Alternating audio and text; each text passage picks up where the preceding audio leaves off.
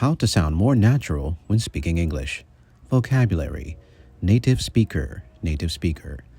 I'm a native English speaker, but I found it difficult to understand some of the accents when I visited Ireland. Hold back, hold back. Don't let the fear of failure hold you back from applying for the job. Opposite, opposite. I thought music would keep me alert while driving, but it had the opposite effect and made me even sleepier. Naturally, naturally. Although it was my first time meeting Ben, the conversation flowed very naturally between us. Shorten, shorten. The name Alexander is often shortened to Alex. Casual, casual. We decided to have a casual party rather than a formal ceremony for our wedding. Article.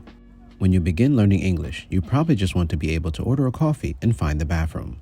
But the longer you study, you'll probably want to really sound like a native speaker.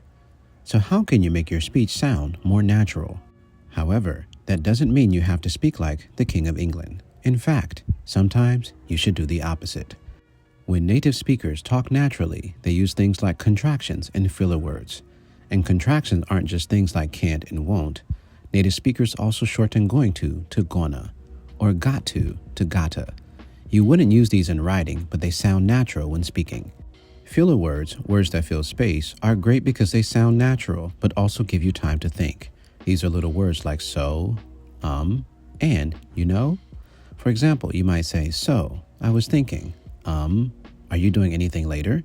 It's really important to use fillers, but not too often.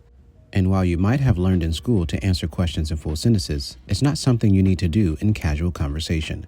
Of course, learning to speak naturally takes time.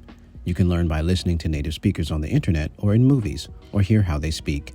And you might even hear some useful phrases and idioms.